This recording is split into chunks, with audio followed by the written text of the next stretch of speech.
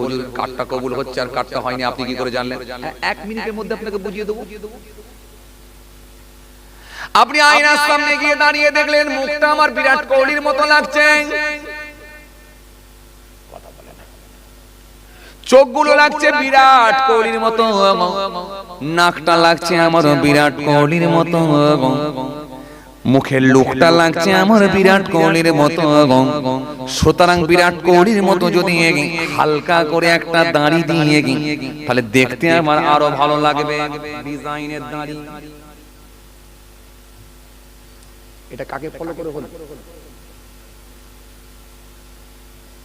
হাদিসে এসেছে মান তাসাব্বা বিকওমিন ফাহুয়া মিনহুম, যে যাকে অনুসরণ করবে তার সঙ্গে তার হাসর হবে। এই অনুসরণটা কাকে চিনো? তাহলে অনুসরণ করেছেন বিরাট কোহলি। এখানে কিন্তু আপনার নিয়তের গোলমাল, ইখলাস ঠিক নাই। এই নিয়তটা ছিল এটাই যে বিরাট কোহলির মতো ভালো লাগবে, এই জন্য ওই দাড়িটা ফেক দাড়ি, বেকার দাড়ি। কিন্তু দাড়ি আমাকে আল্লাহ যতটাই দিয়েছে আমি আমার নবীর সুন্নত মনে করে রেখেছি। এই দাড়ি আমি মরণের আগে পর্যন্ত আমি কাটবো না। আল্লাহ যতটা আমার দাড়ি দিয়েছে মৃত্যুর আগে পর্যন্ত এই দাড়িকে আমি কাটবো না, কারণ এই দাড়ি আমার নবীর সুন্নত মনে করে দাড়ি। কারণ নবী হাদিসের মধ্যে জানিয়েছেন আখিরি জামানায় যদি একটা সুন্নতকে কেউ গুরুত্ব দিয়ে আমল করে, আমি রাসূল বলছি 100টা শহীদের থেকে বেশি সওয়াব পাবে। এটা আমার নবীর ভালোবাসার দাড়ি, এটা আমার নবীর সুন্নাত মনে করে দাঁড়িয়ে এই দাড়িটা আমার যতটাই দিয়েছে আল্লাহ তার উপরে আমি সন্তুষ্ট। এটা আমি আমার আল্লাহকে ভালোবেসে আমার নবীর সুন্নত মনে করে রেখেছি দাঁড়িয়ে। যখন আপনার এই নিয়ত করে হলো, এই ইখলাস যখন আপনার ঠিক রেখে হলো, তখন ওই দাড়িটাই আল্লাহ দরবারে কবুল হয়ে যাবে।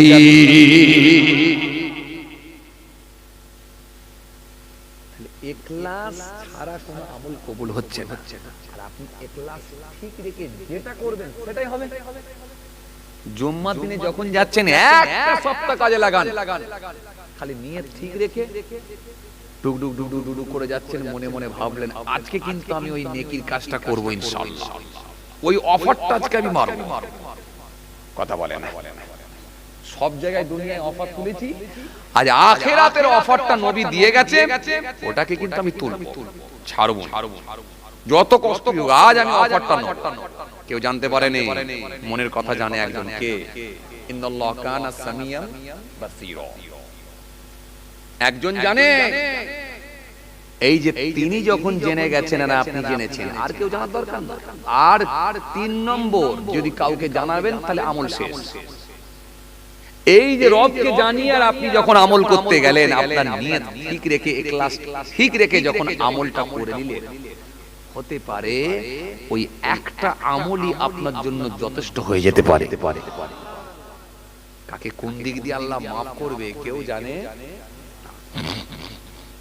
চলেন।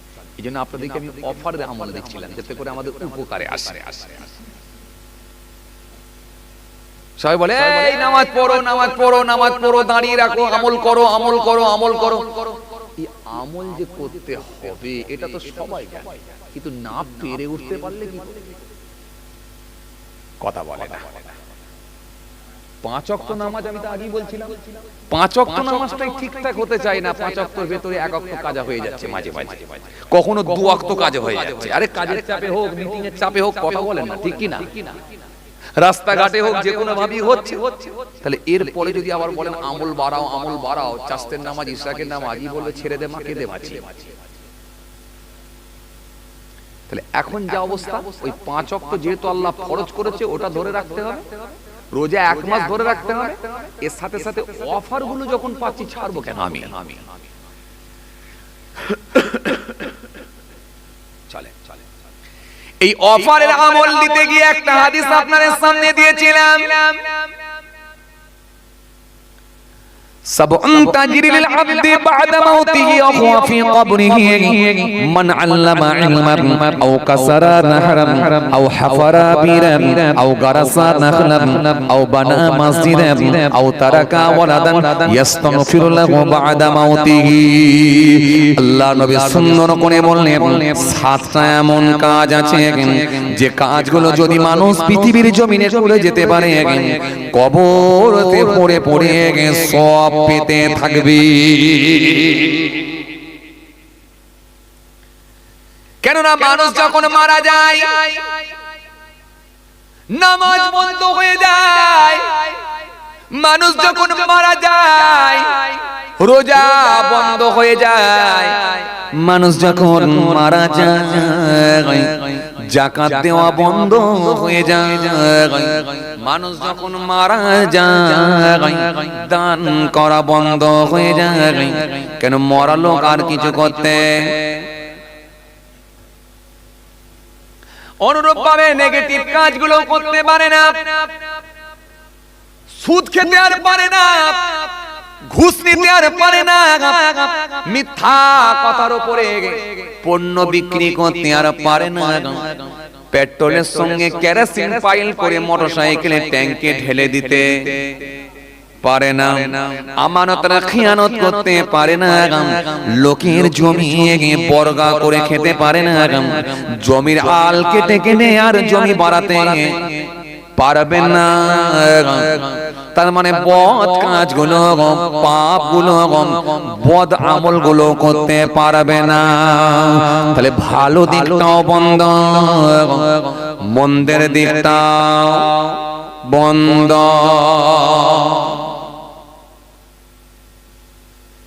কিন্তু দুর্বল স্টুডেন্টদের জন্য,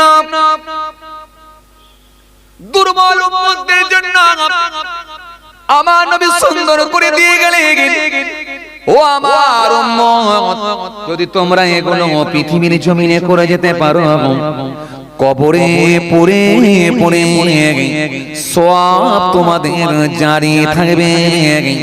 তার ভেতরে এক নাম্বার হলো মান আল্লামা ইলমান, যদি কেউ ইলম শিক্ষা করে অপরকে ইলম শিখাতে পারে।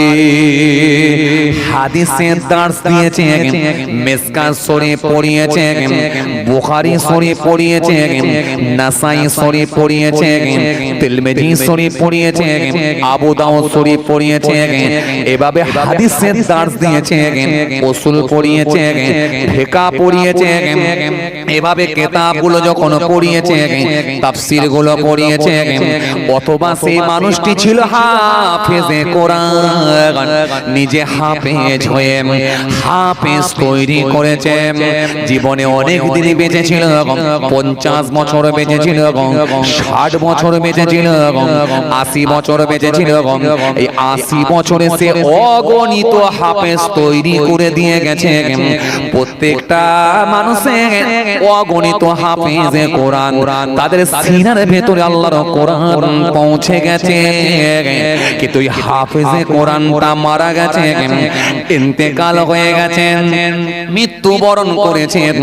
ওই আলেমটা মারা গেছে, ইন্তেকাল করেছেন, মৃত্যুবরণ করেছেন, কিন্তু কবর থেকে নিয়ে কিয়ামত পর্যন্ত সব জারি থাকবে।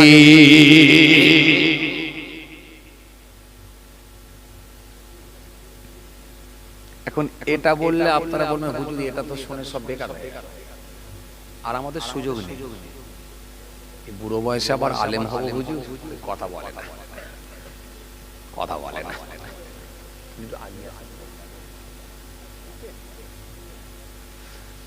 এই বুড়ো বয়সে আর হাফেজ হব হুজুর, তাহলে এমন একটা দিলেন যেটা আমাদের কোনো উপকারে উপকারে এলো না, উপকারে আছে তো। আমি তো 7টা বলেছিলাম, এই তো সবে একটা ধরেছি। এর ভেতর থেকে যেটা ভালো লাগবে সেটা গ্রহণ করবেন আপনি, সেটা নেবেন। সব যদি পারেন আলহামদুলিল্লাহ, আর না পারলে তাও আলহামদুলিল্লাহ, না পারলে ইন্নালিল্লাহ বলবো না আলহামদুলিল্লাহ।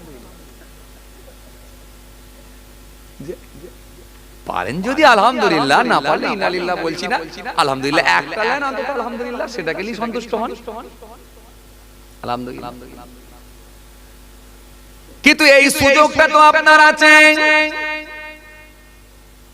আপনি নিজে হাফেজ নয়, কিন্তু আপনার সন্তান আছে 10 বছর বয়স, 8 বছর বয়স, 7 বছর বয়স, তাকে তো আপনি হাফেজ বানাতে পারবেন, এই সুযোগটা আপনার আছে।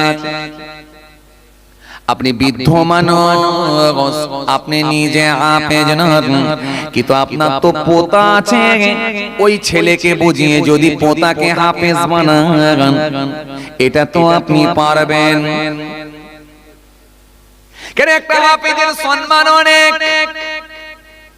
একটা হাফেজের কদর অনেক, কিতাবের মধ্যে পাওয়া যায় কাল কিয়ামতের ময়দানে আমার আল্লাহ পাক ওই হাফেজকে ভালোবেসে কিয়ামতের ময়দানে নূরের পাগড়ি পরিয়ে দিয়ে সুন্দর করে আমার আল্লাহ সেই দিনে বলবেন, ও হাফেজে কোরআন বলো বান্দা বলো, বলো আজকের দিনে তুমি কাকে নিয়ে জান্নাতে যেতে চাও, আমি আল্লাহ তোমার ওসিলায় 10 জনকে জান্নাত দিয়ে দেব। জোরে হয় না, আরো জোরে। ও হাফেজে কোরআন 10 জনকে সুপারিশ করার অনুমতি দিচ্ছে, কাকে কাকে তুমি পছন্দ করো, চুজ করো, তুমি চয়েস করো, পছন্দ করো। সেদিনে যদি আপনার পুত্রটা হাফেজ হয়ে থাকে, আপনি হতে পারেন না, কিন্তু সেই পুত্রটা কি মনে হয় নিজের বাপকে ছাড়বে? সেদিনে যদি আপনার পোতাটাকে আপনি হাফেজ বানাতে পারেন, সেদিনে কি মনে হয় ওই পোতাটা দাদুকে ছাড়বে?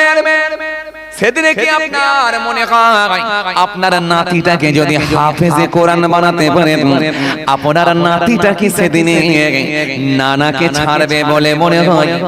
তাহলে বুড়ো হয়েছেন তো ঘাবড়াচ্ছেন কেন?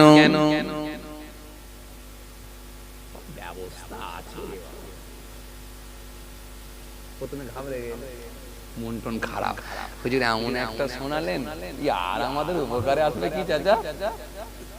একটু ঘুরিয়ে দিলাম, সহজ হয়ে গেল বুঝতে আপনাদের। তো এবারে আপনাদের আগ্রহ জন্মালো, না তাই তাই এটা তো খারাপ নয়, কথাটা তো ঠিকই বলেছে, চেষ্টা করা যাক একবার। সুযোগ যখন আছে, বাড়িতে 2টো পোতা আছে, একটাকে দিয়ে দিও, তো দিয়ে কাজে লাগায়। এইবারে এই চেষ্টাটা করা যাক, কারণ একটা হাফেজে কোরআনের সম্মান অনেক। হে তরুণীরা, নওজোয়ানেরা, হে যুবকেরা, হে আমার মুরব্বিয়ানেরা, আপনার ওই নাতিটা পোতাটা, আপনার ওই বাচ্চাটা যখন কোরআন শরীফ তেলাওয়াত করবে, আমার আল্লাহ বড় খুশি হয়ে যায়। এজন্য রাসূলুল্লাহ বললেন, আমি বলছি না আলিফ লাম মিম একটা হরফ, এটা বলছি না, বল আলিফ হরফ, ওয়াল লাম হরফ, ও মিম হরফ, আলিফ লাম মিম। ইমানদার যদি এতটুকু তেলাওয়াত করে, আমার আল্লাহ তার নেকির খাতায় 30টা নেকি লিখে দেবে।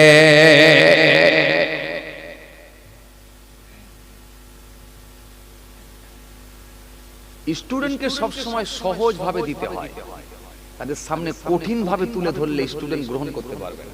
পড়াশোনা করতাম ছোট বয়সে, মাস্টার বুঝতে পারতো স্টুডেন্ট কোনটা কেমন, যে যেমন স্টুডেন্ট তাকে সেইভাবে বোঝাবার চেষ্টা করতো, কারণ ওকে কঠিন ভাবে দিলে ও গ্রহণ করতে পারবে না, ও ধিৎকার এসে যাবে, বিরক্ত লেগে যাবে, লেগে গিয়ে পড়বই। সহজ ভাবে দিতে হবে, না বাবু এটা তো হবে, তুই পারবি না তো কে পারবে, তোর জন্যই তো।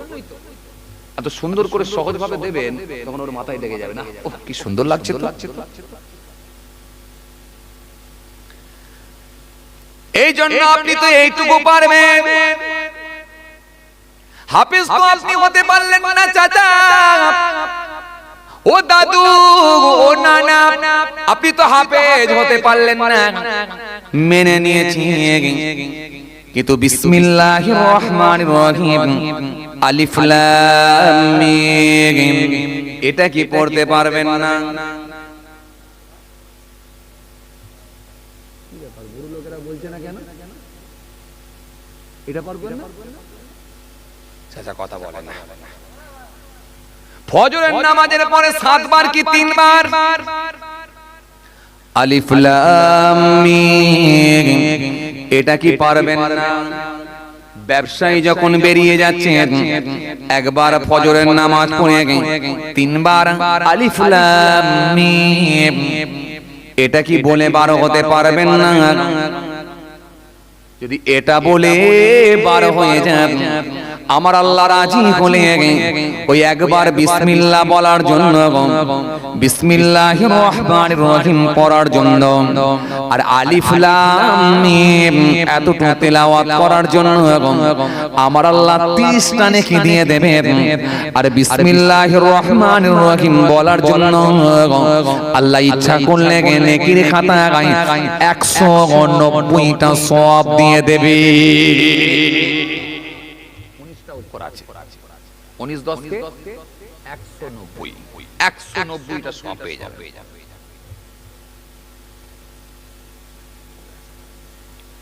খুব চাপ, খুব চাপ,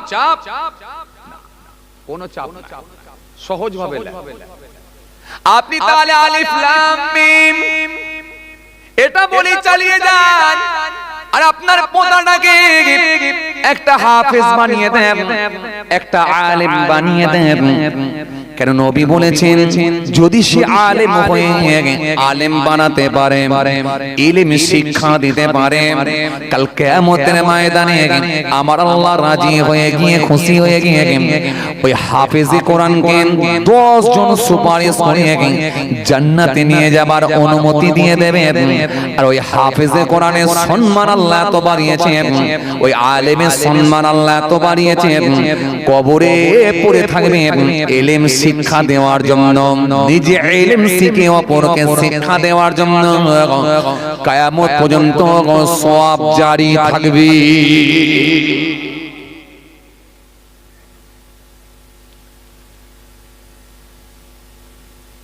কোরআন এর মার্তাবা, এর গুরুত্ব এত বেশি।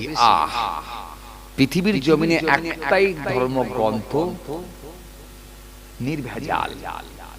There is world in the world, no other book which has remained 12 centuries of purity. পৃথিবীর জমিনে একটাই ধর্মগ্রন্থ নির্ভেজাল, no other book, এছাড়া অন্য কোনো গ্রন্থ নয়, অন্য কোনো পুস্তক নয় যার মধ্যে কিছু না কিছু ভেজাল এসে গেছে।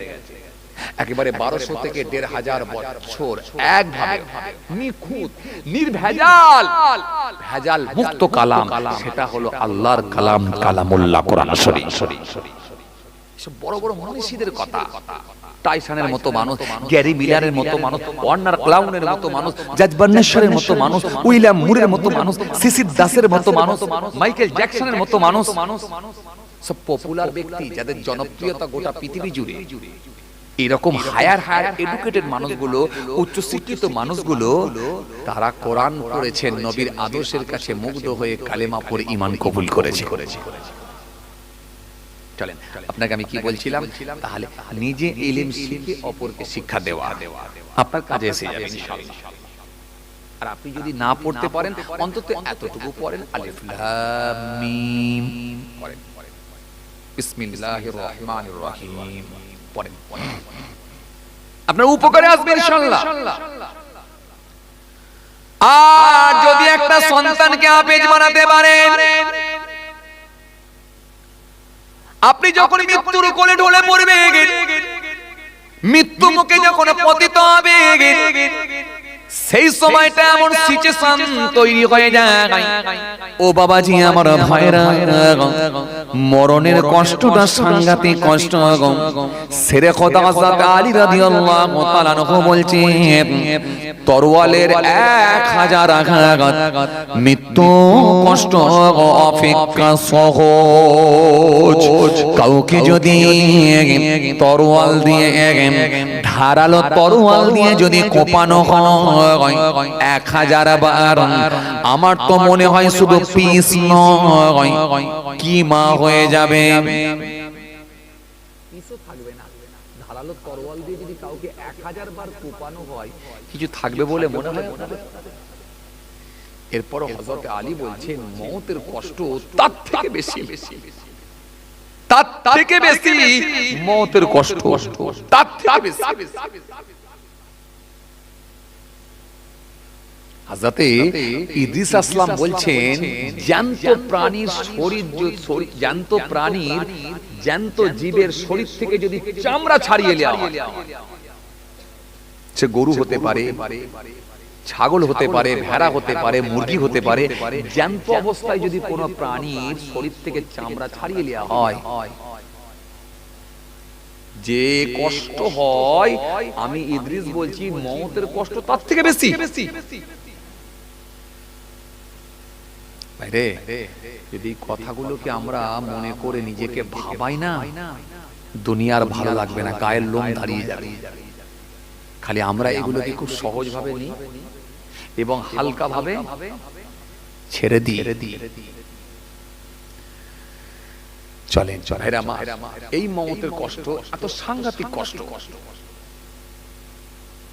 নূহ আসলামের ছেলে হযরতে শামকে যখন জিন্দা করা হয়েছিল 4500 বছর পর, কত বছর পর?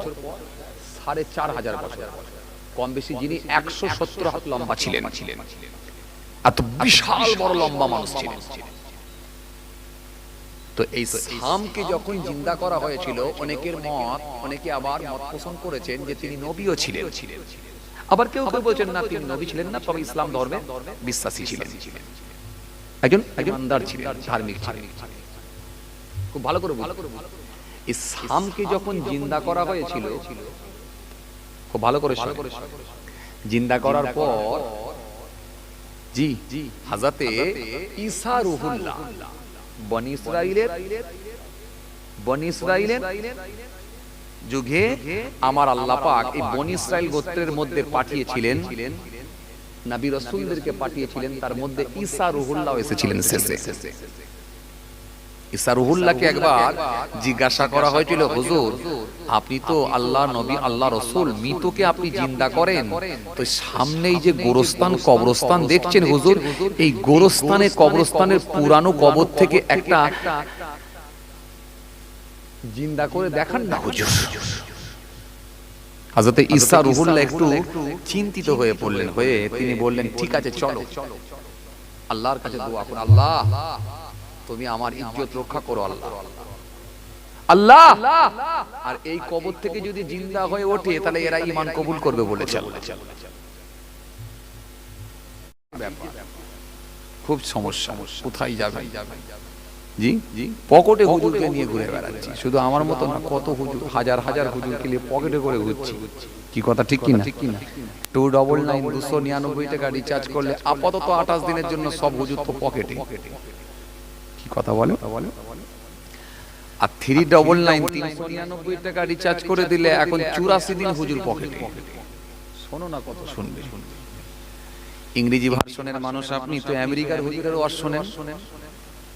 আরবি ভার্সনের মানুষ আপনি, তো দুবাইয়ের হুজুরের ওয়াজ শোনেন, আরবের হুজুরের ওয়াজ শোনেন। আপনি উর্দু ভার্সনের মানুষ, তো পাকিস্তানের হুজুরের ওয়াজ শুনছেন। আপনি বাংলা ভার্সনের মানুষ, আমাদের পাশের দেশ বাংলাদেশ তথা ভারতবর্ষে বিভিন্ন স্টেট যেখানে বাংলা ভাষাভাষী মানুষ বসবাস করে, এই বাঙালি হুজুরদের বয়ান শুনছেন।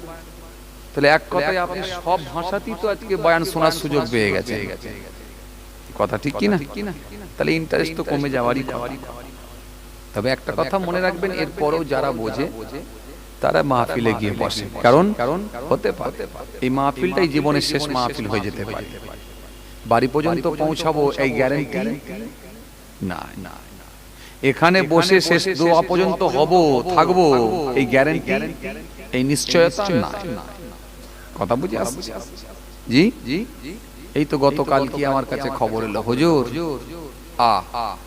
যে বাড়িতে বসে আপনি নাস্তা করেছিলেন, গতবারে খাওয়া দাওয়া করেছিলেন, হ্যাঁ ভাই কি হয়েছে, এবছরও জলসা নেওয়া ছিল হুজুর, জলসাকে কেন্দ্র করে সে বাড়িতে ফিরছিল, জয়পুরে থাকে, বাস থেকে নেমে স্লিপ করে বাসের পেছনের চাকায় ঢুকে গেল, ওখানে লাশ। ঘরে আর জ্যান্ত আসতে হলো না, অ্যাম্বুলেন্সে করে বাড়ি চলে লাশ। তো এই তো ব্যাপার, জলসার জন্য সে বাড়ি আসছে, তাকে আর জ্যান্ত আসতে হলো না, যে বাস থেকে নেমেছে সেই বাসে তার জীবন চলে গেল, অ্যাক্সিডেন্ট হয়ে মারা গেল। তো এই তো ব্যাপার, মৃত্যুটা এত কাছে, মৃত্যুটা এত কাছে, এটা আমরা কটা মানুষ মনে করতে পেরেছি? আর মৃত্যুকে যদি কাছে মনে করতে পারতাম তাহলে কিছুটা হলো আমরা সংযত ভাবে জীবন যাপন করতে পারতাম, একটা সিস্টেমেটিক ভাবে আমরা চলতে পারতাম। কথা বলে না, মৃত্যুকে আমরা কিছু মানুষ তো অনেক দূরে পৌঁছে দিয়েছি। বুড়ো লোকেদেরকে দেখছি, কারো দাড়ি ভেঙে গেছে, সাদা হয়ে গেছে, মাথার চুল সাদা হয়ে গেছে, দাঁতগুলো ভেঙে গেছে, কেউ 80 বছর 85 বছর বয়স পেয়েছে। আমরাও গর্ব করে অনেকে মনে করছি যুবকরা যে আলহামদুলিল্লাহ আমরাও বয়স অনেক পাবো, কিন্তু না। এজন্য আমি বলি যে বুড়ো মানুষটা, যে মুরব্বী লোকটা 80 বছর 85 বছর কি 90 বছর পেয়েছেন, আপনি শুকরিয়া আদা করেন যে আল্লাহ আপনাকে অনেক হায়াত দিয়েছেন। ওই পর্যন্ত আমরা পৌঁছাতে পারবো কিনা এই নিশ্চয়তা নাই। মৃত্যুটা খুব কাছে, মৃত্যু খুব নিকট। একমাত্র আখিরি নবী, নবী মুহাম্মদ মুস্তাফা সাল্লাল্লাহু আলাইহি ওয়াসাল্লাম, যিনাকে জিজ্ঞাসা করা হয়েছিল, ওই যে যাবেন আল্লাহর দরবারে যাবেন, এছাড়া ব্যতিক্রম, এটা ব্যতিক্রম, এছাড়া আর কাউকে কিন্তু জিজ্ঞাসা করা হয়নি। যাকে জিজ্ঞাসা করা হয়েছিল, যিনাকে, তিনি মওতকে এত কাছে মনে করতেন, এত নিকটে মনে করতেন, একবার টয়লেটে স্টেঞ্জায় গেলে তৎক্ষণাৎ তায়াম্মুম করতেন। সাহাবায়ে কেরামেরা বলতে, ইয়া রাসূলুল্লাহ, হাবিবাল্লাহ, হুজুর পানি তো খুব নিকটে, খুব কাছে পানি, ওখানে গিয়ে ওযু করে নেবে। আল্লাহর নবী বললেন, আমি জানি পানি খুব নিকটে আছে, আমি ওখানে গিয়ে ফের ওযু করব, এটাও জানি, কিন্তু এই পানি পর্যন্ত আমি পৌঁছাতে পারবো কি পারবো না, এর নিশ্চয়তা কি আছে, এর গ্যারান্টি কি আছে? তাহলে যিনাকে জিজ্ঞাসা করে আত্মা বের করা হয়েছিল, জান বের করা হয়েছিল, যিনি আখিরি নবী, তিনি মওতকে কত কাছে মনে করতেন। আর আমরা পৃথিবীর কাউকে জিজ্ঞাসা করা হবে না কোন সময় আল্লাহর ডাক আসবে, আর আমরা মওতকে অনেক দূরে পৌঁছে দিয়েছি। এরপরে এটা করতে হবে, তারপরে ওটা করতে হবে, তারপরে ওটা করতে হবে, কত রকমের পরিকল্পনা আমাদের ভেতরে, কত রকমের স্বপ্ন। কথা কিছু বুঝতে পারছেন বাবাজি?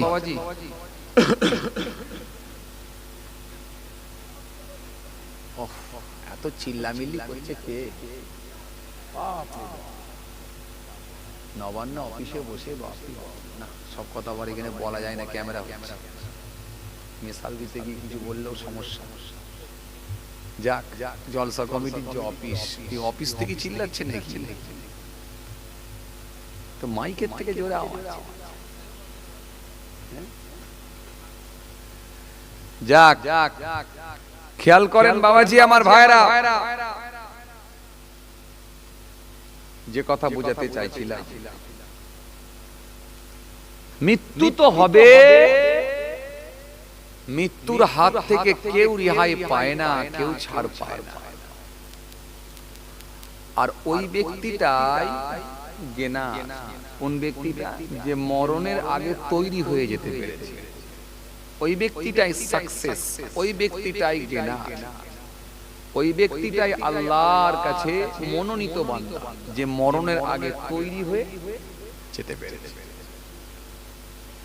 আর কিছু না।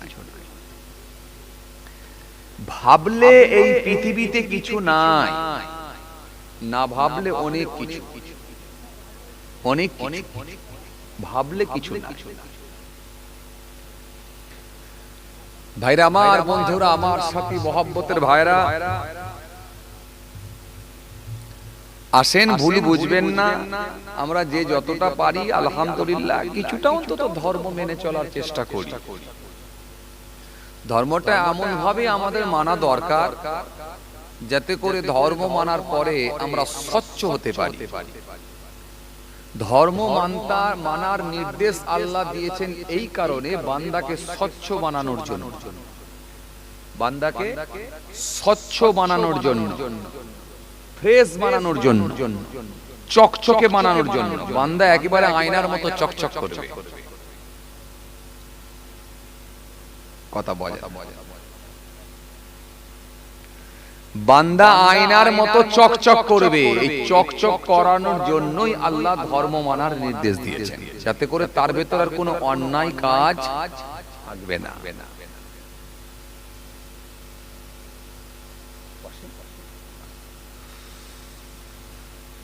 সারা পৃথিবীর মানুষ যদি নামাজ রোজা না করে, এতে আমার আল্লাহর কোনো ক্ষতি হবে না। সুন্নতে মুআক্কাদা, সুন্নতে গায়র মুআক্কাদা যদি না করে, এতে রাসূলুল্লাহর কোনো ক্ষতি হবে না।